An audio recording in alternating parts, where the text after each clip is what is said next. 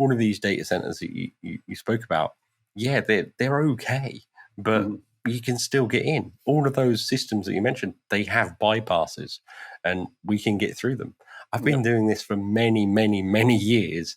I've broken into thousands and thousands of sites. I have 100% success rate at doing that. Now, do you think that is because I'm some super alien, awesome breaker-inner, or do you see something more endemic in that?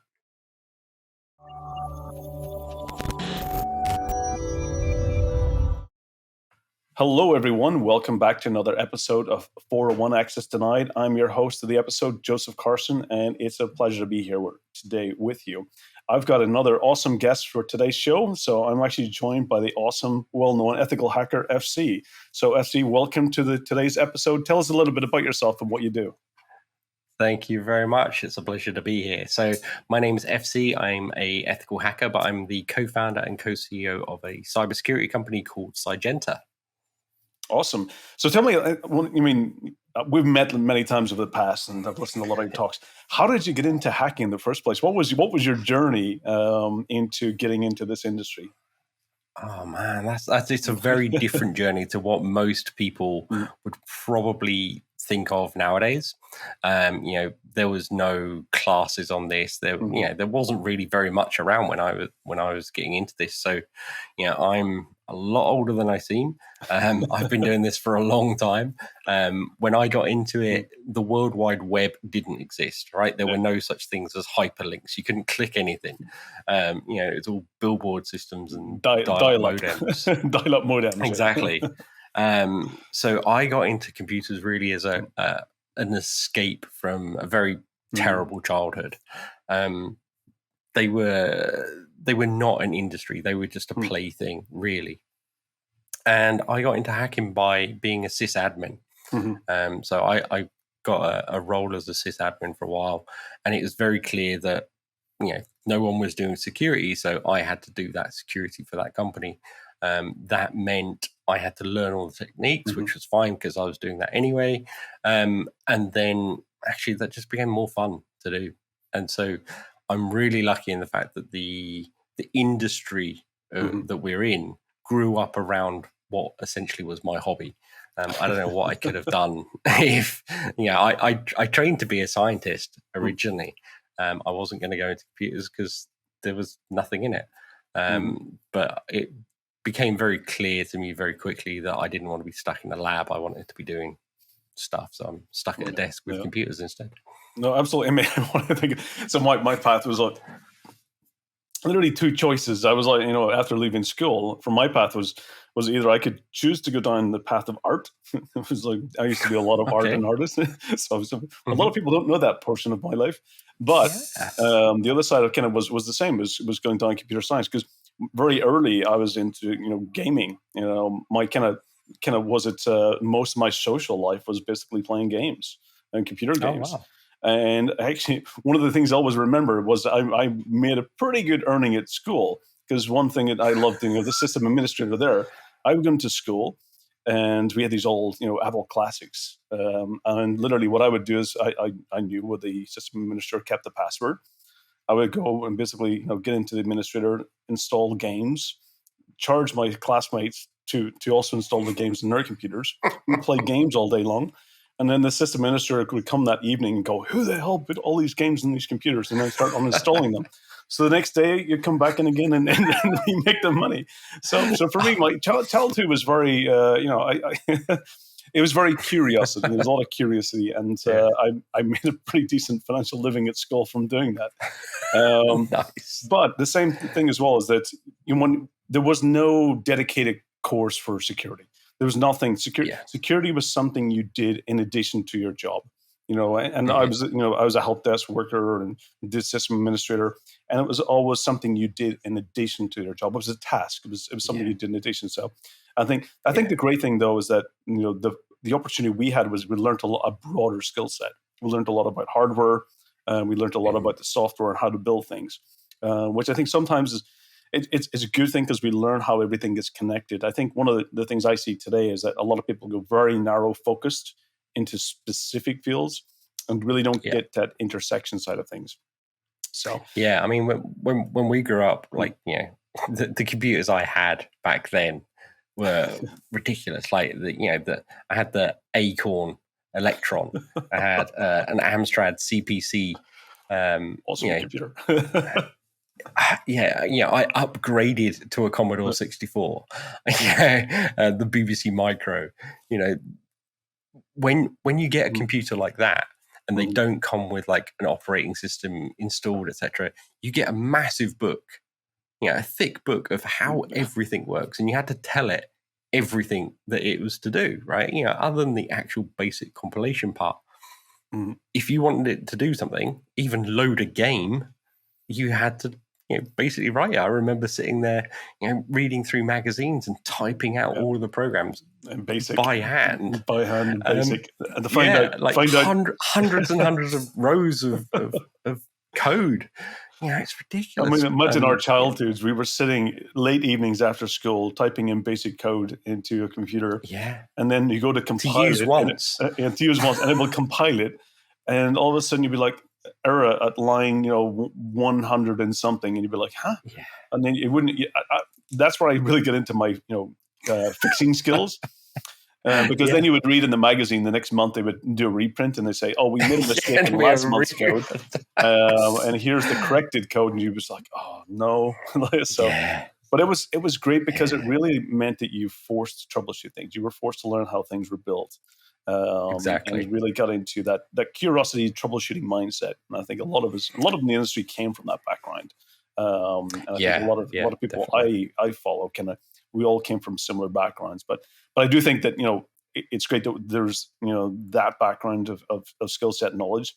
But as an industry, we do need to diversify. We do need to get a lot of, because it's no longer just about the security of systems, but it's everything. It's the human aspect of thing. It's the physical security, and also one of the things that you did, one of the talks you do at conferences, is that you also do a lot of physical security as well. Yeah. So, did you start with software security, or did you kind of move more into the physical side first, or kind of how did that evolve into the physical side? Yeah, so back when I started this, there wasn't really a physical security industry. Just trying to feel our way through it all. And how it started for me was I was doing a lot of pen tests on site. I was going to like clients and breaking into their computer systems on within their network rather than sort of the web stuff. And whilst I was there, I would spot little security issues. And so what I started doing was just noting them down. So at the end of my pen test report, there'll be a little note saying, hey, this has nothing to do with this, but you should be aware of this security issue. And those lists started to get bigger and bigger.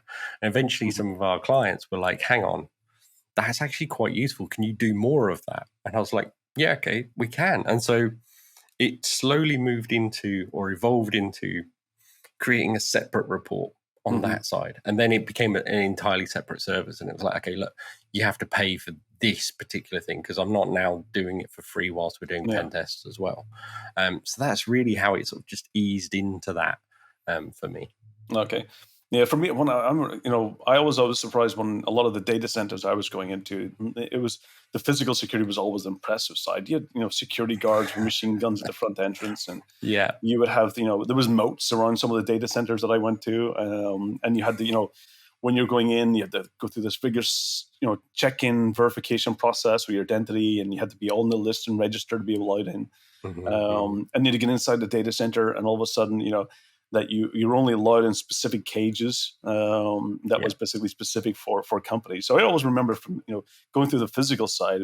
There's other companies you go into, and the physical was horrendous. You walk in and push the door and you'd walk in. But a lot of the data center side, I'll remember the physical was always impressive. But then I would go home and sit in my the office at home, and basically all of a sudden just VPN in with administrator domain credentials, and you'd be looking, well, okay, you've got this impressive physical side, but literally your software side was the door was completely open. So, but what was kind of did you find, because I think a lot of they were usually very separate roles and very separate backgrounds of people who would do physical penetration testing versus software. and I think they really converge very much in today's industry. What was the balance of like kind of how did you kind of balance between them, because they are sometimes very different skill sets? They are incredibly different skill sets, actually. I've actually found throughout the years like how the trends have changed on this, and like you said, like when we started out, physical security was the biggest thing, right? So back then banks were impenetrable, data centers were impenetrable, and software was just awful. Nowadays, more and more budget is being spent on the software side, and they're getting really good at that, right? Because we're learning a lot of stuff, and what that meant is the physical side has kind of got left behind a little bit. And so one of the reasons we started, my wife and I started Cygenta, was to bring back a bit of clarity to that. So we wanted to show up this. There are three sections to security, really. There's physical, there's the human side, and then there's digital, right? And if you don't have those three areas working together, you don't have security, right?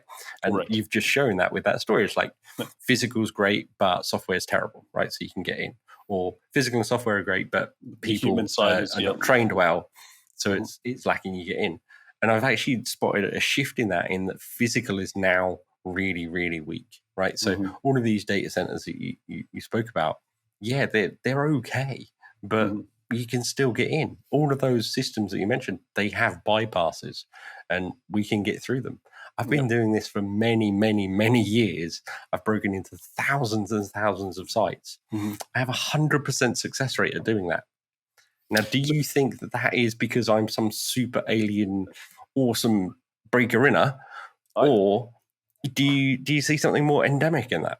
I think I actually went to years ago. One of my last penetration tests was on a power station, and I remember going through. And for me, I was going to delegate it to someone else, because I normally is the person that does the reconnaissance side of things, and I do the passive assessment. And then I pass it to someone else to do it. But at the time, there wasn't somebody available to do it, and I thought, okay, I'll just do it myself.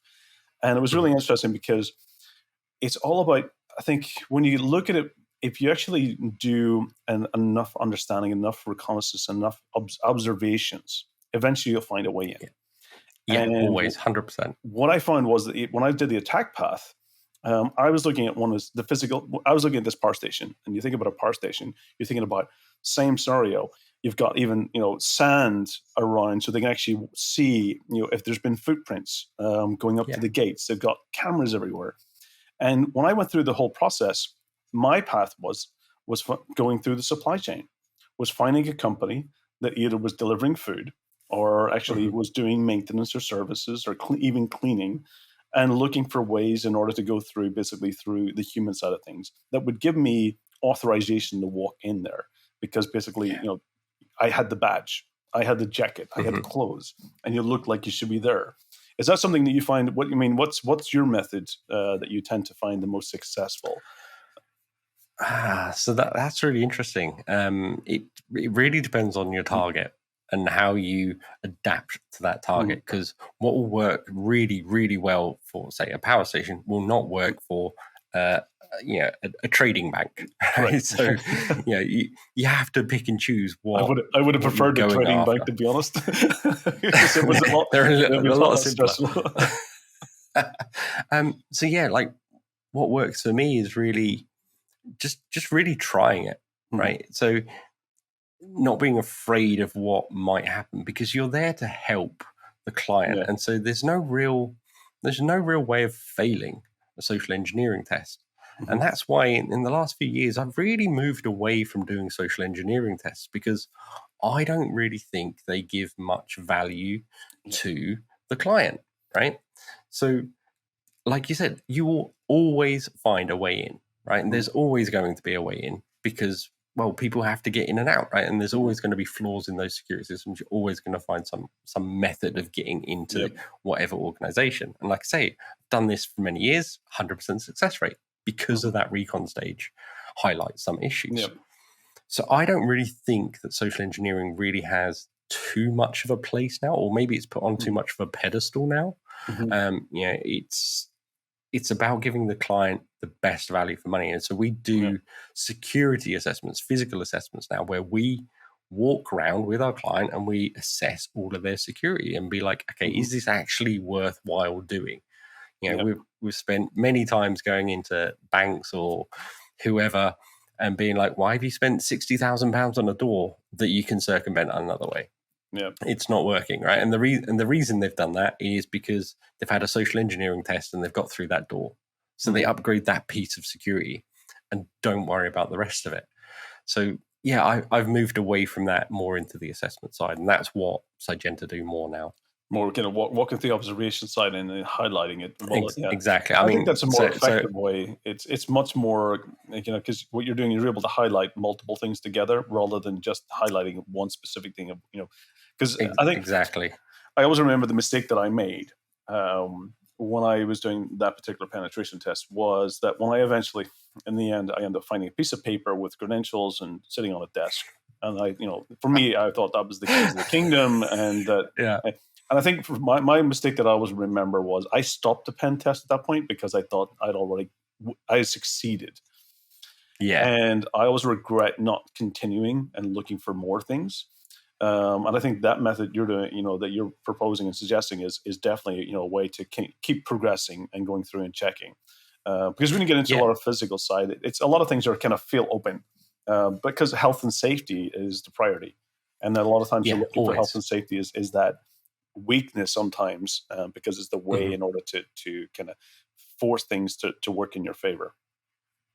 Yeah, it's really interesting. Health and safety always breaks all security, right? Because there's actually a chapter in my upcoming book about how that happens and why that happens. There's a lot of ways that I've got into buildings because of the health and safety factor. It's really interesting to see how people really focus on a social engineering assessment, and they go, okay, we want you to try and get into this building via this method using this, and it all becomes very micro focused. Whereas the assessments we do, I'm literally updating this morning our checklist of stuff that I go around and check. Now, a social engineering test will maybe test one entranceway, right? Or at least highlight that there's an issue with that one entrance, because but like it can also be momentarily. It can also be at that point in time. Yeah. This person was under stress. It's a temperature reading at a specific amount of time. It's no guarantee that the same thing that you do next week would be successful. Exactly. And that's part of the recon phase, is finding those temporal moments where it's accessible. And so the client gets a report that says, right, we got in via this method and this time, right? The checks we do now, the last time I checked, it's 420-ish checks that we do in a walk around. There's no way that a social engineering test will highlight those 420 issues, right? You're going to get a good idea of what your security posture is of that site from that versus, hey, I managed to climb down a lift shaft and get into your data center. Because I think your point is that that you're showing all the issues and making it clear, rather than just that one successful that was successful at that point in time, which doesn't make any value for a company to go and say this was the success at that time, but we're not going to go through and check everything. And I think it's really important to highlight all of those. Yeah, and we as an industry do get caught up in that a little bit of time. It's like, I want to break in because I want to show how awesome I am. And people kind of forget that you're not there to make yourself look awesome. And it's the same with when you're doing a pen test versus, say, a bug bounty, right? So with a bug bounty, you kind of stop as soon as you find something cool and you go, right, okay, now I'm going to report that. Whereas with a pen test, you could never get away with that. If I just scanned until I found the one issue and then went, okay, that's the pen test, that's not going to fly. You have to give everything. You have to say, here are all of the flaws. That's exactly my point. When I did, when I found the credentials for the systems. Yeah. For me, I thought, I've won. I've been successful. I've got the credentials. I can come back. Won. And I stopped doing the pen test at that point. And I always regret not going through and continuing and trying to find other things, because that's what my job was there to find, was actually to find all of the risks, not just the big one that I assumed was the one that was basically showing success for me.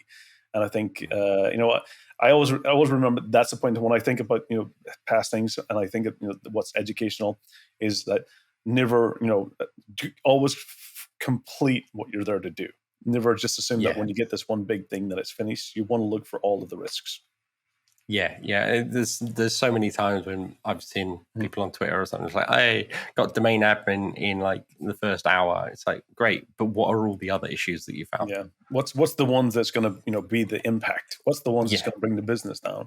And what's the ones that will allow the attackers to be stealthy? Because that's, I think, for me, one of the things I've now prioritized in my techniques is I have a stealth rating thing that I do.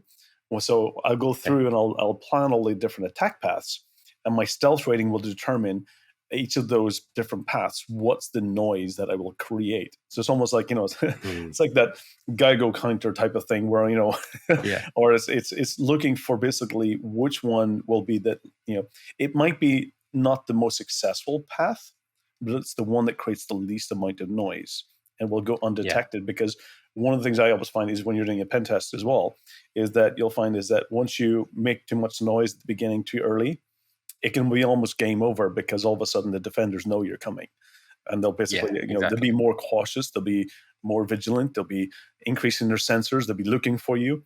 But going through my basically stealth meter is I prefer to go through these little kind of poking the hole very, very kind of cautiously at the beginning, so that you stay undetected, you stay hidden, and it's those ones. I think those are the ones that organizations need to be aware of. Because it's the ones that most attackers will follow.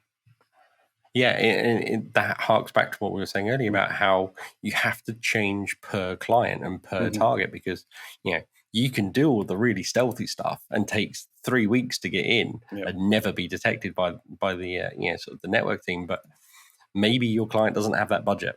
Maybe your client doesn't even have a team for monitoring that in real time, and so maybe they just want you to scan everything as quickly as possible and get out.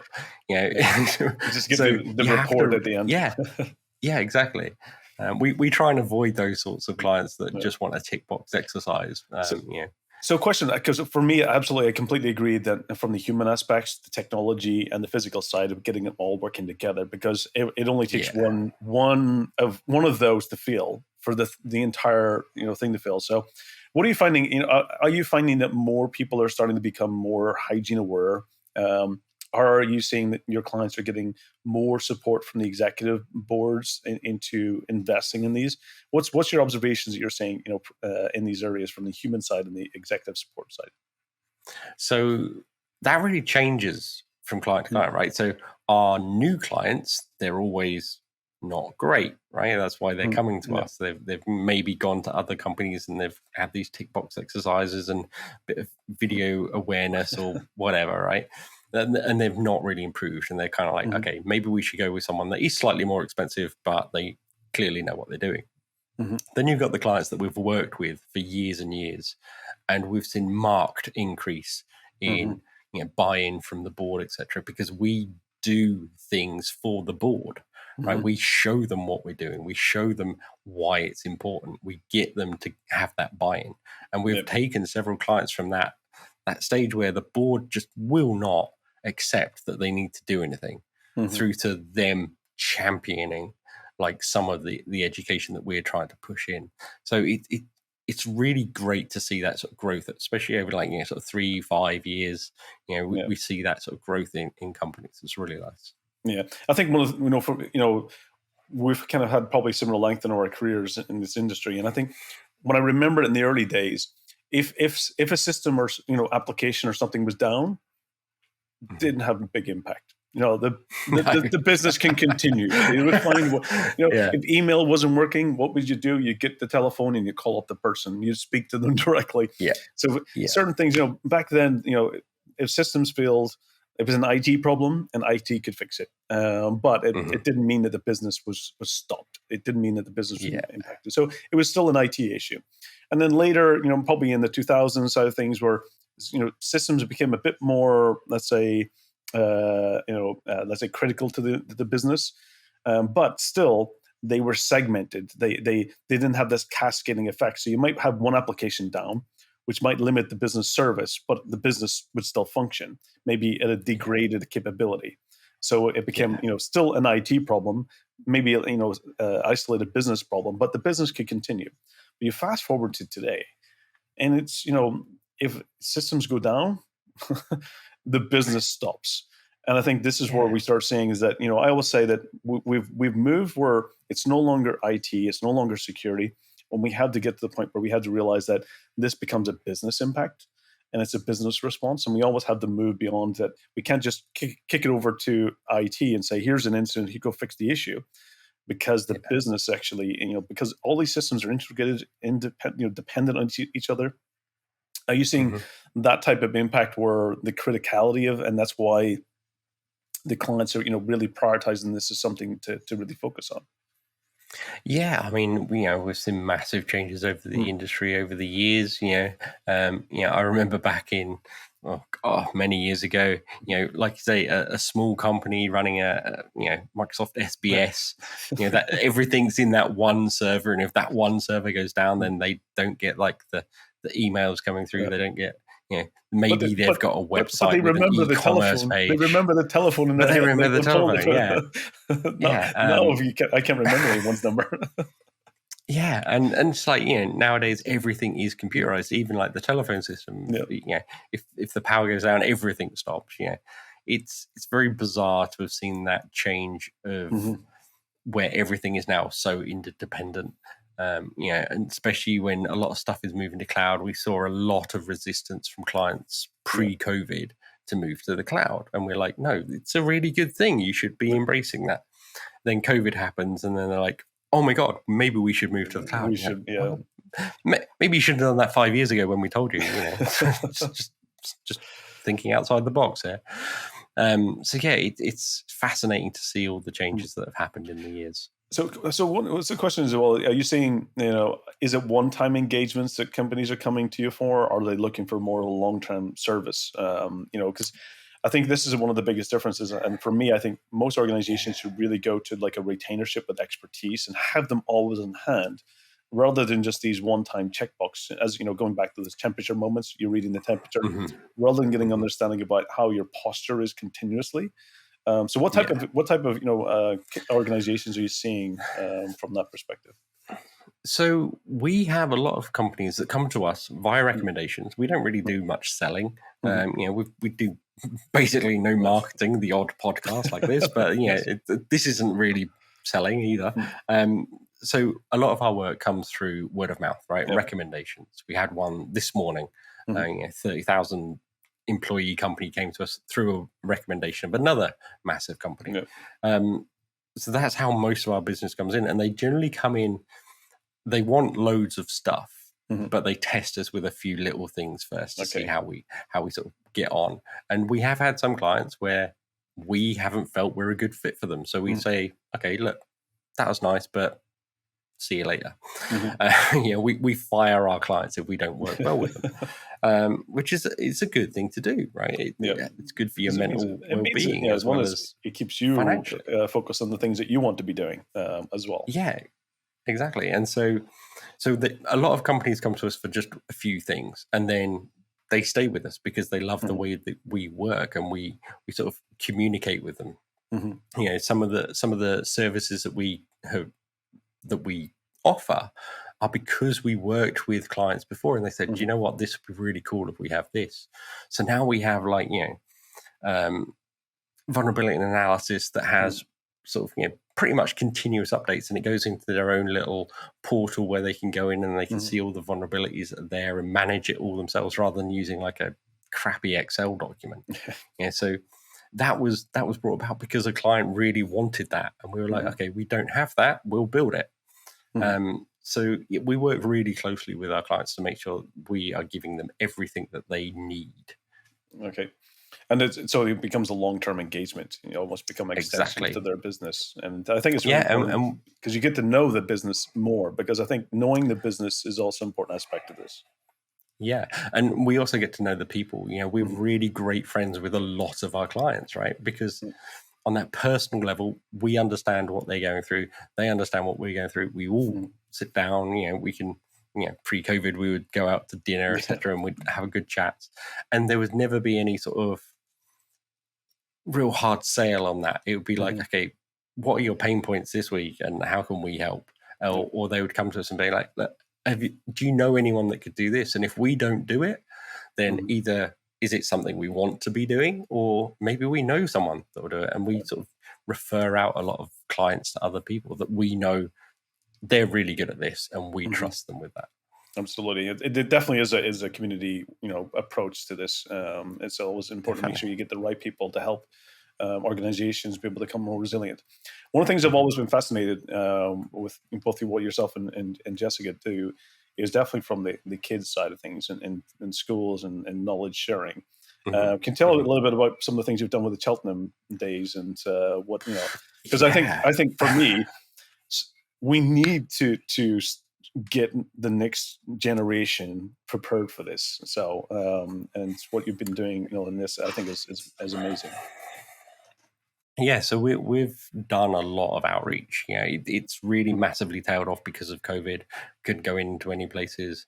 We've changed the way that we work a little bit on that. We're not trying to take on too much. We're honoring sort of agreements that we have already, but we're kind of stepping back from that because we do have clients to sort of sort out first, right? But we were committed to doing a lot of outreach.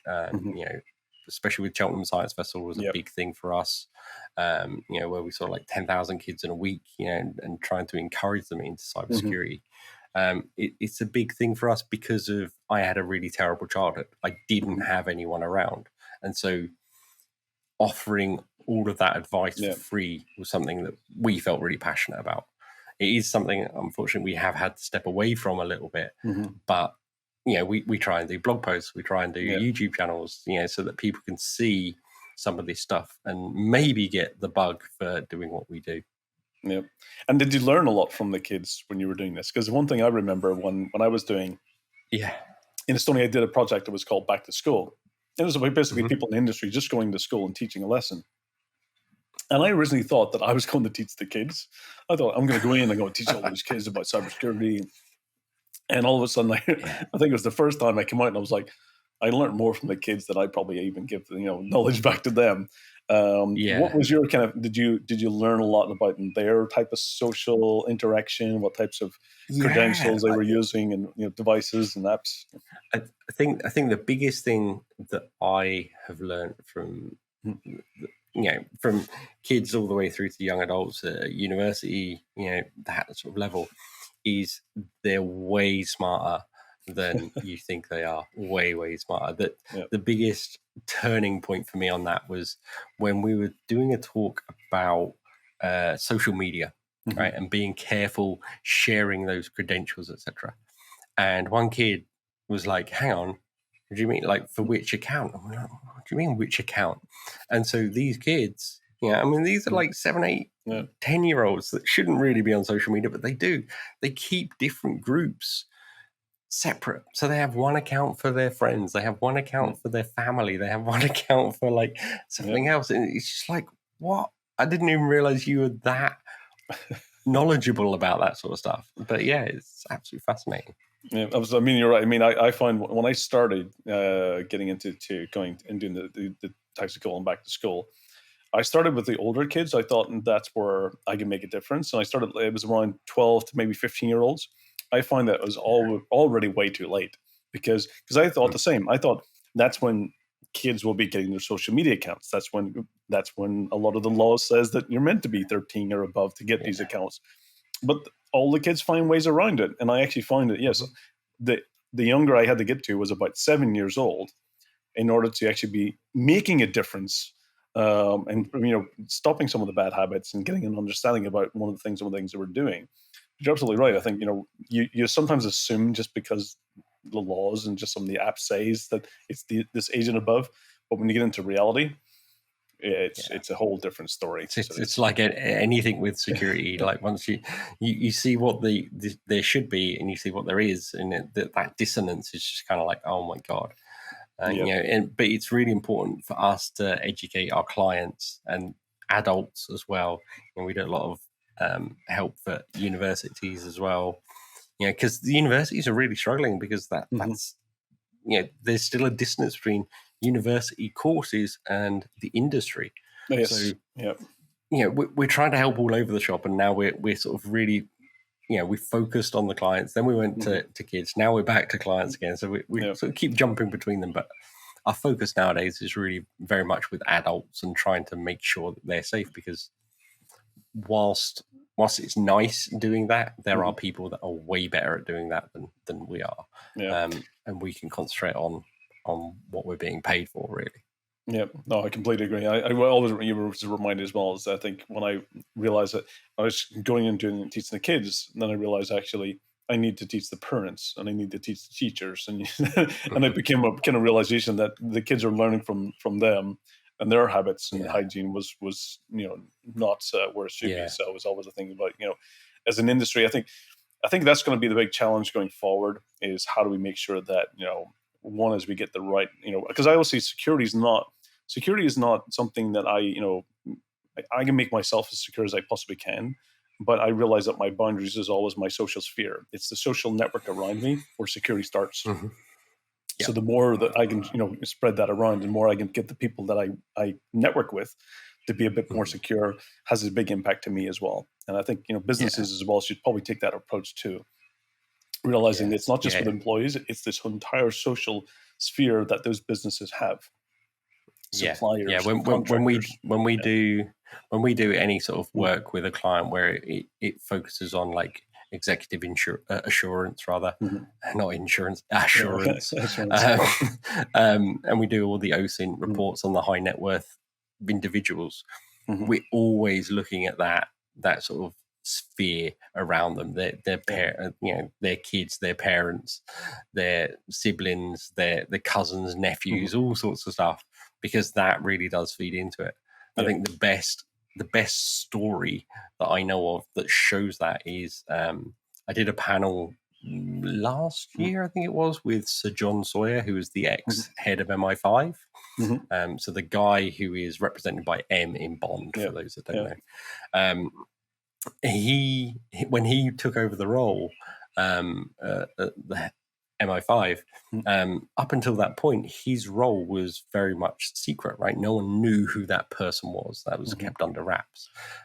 He was found out to be the new head of MI5 because of a picture that his wife posted on Facebook of him in a pair of Speedos on a beach. It shows that even at that high level, that sphere of influence around you is really your security bubble. It's not you. Yeah, especially when you get a lot of those roles. There's no pictures and no names. It was no surnames. You can still have first name, but it was no surnames as far as I remember. So and it was really about they had the no bio, not just a name or a letter, MR. So it really, which really keeps exactly to keeps that knowledge down as much as you possibly can. So questions, how one of the things I always find is balancing the time for me to stay up to date and keep my skills, because this industry changes. What we learn today may be completely different next year. And how do you stay up to date? What ways do you balance kind of keeping that knowledge and learning? How do you kind of keep yourself fresh? Yeah, that's a really good question, because it's not like I just have a 9-to-5 job, right? It's not like I'm just a random pen tester for a company. I run the company that I also work for, right? So I'm doing the 9-to-5 stuff, but I'm also doing all the admin, I'm helping with the finance, I'm doing all the marketing and the tweets, and the blogs, my wife helps out with and the blog posts. We have to run a company. So I have to find time to run a company. Then I have to find time to be employed by the company, and then I have to find time for me, as personal.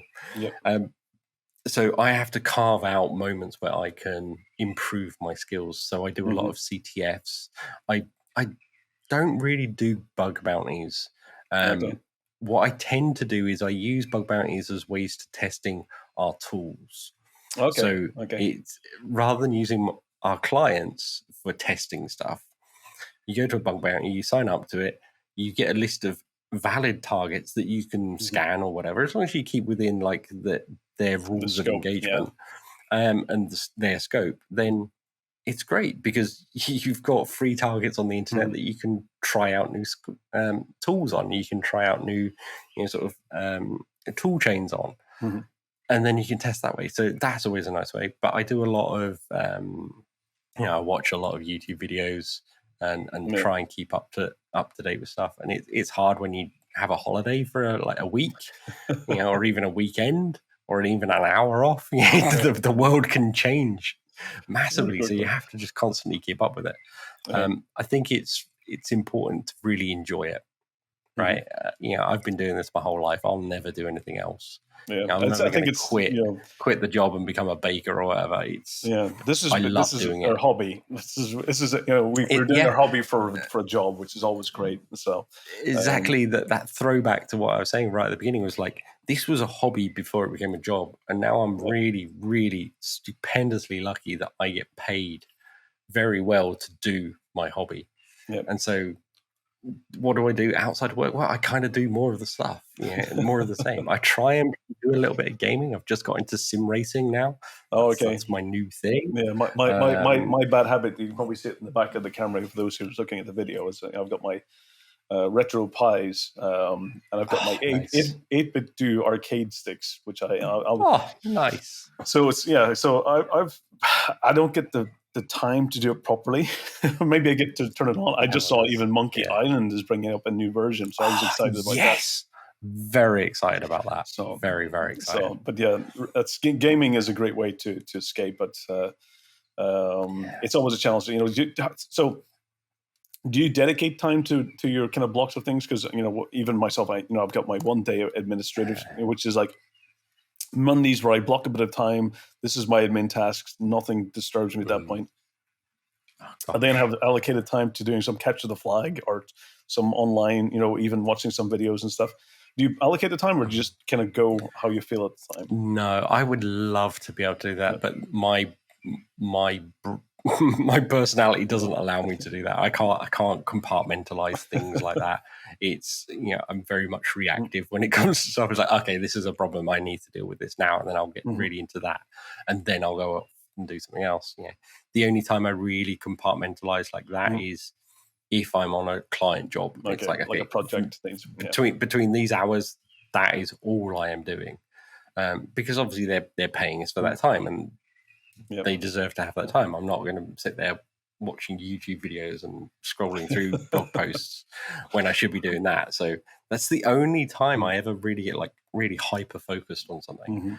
Otherwise, it's just like, okay, we'll just work more hours, right? This morning I was up at 6:30 this morning, writing chapters in my book. Then I did some accounting stuff, and then go into the day, and it's like 8:30, and I'm like, okay, now I need to start work. So question, so you're now competing with Jessica and getting your own book as well now. He's like, so she's got 2 books. So what's the book about then? What are you able to share, or what's the timeline? Yeah, I can do. Yeah, so I signed a contract with Wiley. So Wiley are going to be publishing the book, and it's called How I Rob Banks, and it is a collection of stories of physical assessments that I've done. So all of the funny parts, all the educational parts, there's going to be some stuff in it about like, how do you do this and this, so that a few little sort of tips and tricks and techniques that I've used in the past. So that, it's just going to be a nice little collection of all of that hopefully will entertain and educate. Yes, it's always good is when you do this story. I always like to take things rather than just to kind of is to add the context around it in a story that really takes people on a journey. And I think it's always important. So when you can entertain and at the same time add education, it's the best combination. So it is. So what timelines are we looking at? So, well, the contract says that I have to be finished by Christmas. so I'm desperately writing every day to make sure that I hit those deadlines. I'm slightly ahead, which is nice. Well, that's a good thing. And I believe I can't say anything about where or when it's going to be released, but it will be early next year. Fantastic. I'm looking forward to it for sure. Yeah. But it's been awesome having you on the show, and it's really just to catch up and to chat with you and hear some of the kind of what you're doing is great. Any words of wisdom that you would leave the audience with that you'd recommend? Yeah, just seek some mental help. Find something that makes you happy and lean into it. Right. So, with the gaming thing that we said earlier, I like to dabble in games every now and again whenever I could.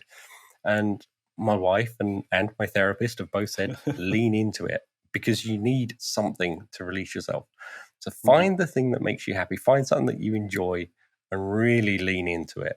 Because the worst case is maybe you don't like it as much as you thought, but you'll never know until you try Give it a try. It's always important. I think it's wise words for everyone, for the audience listening in.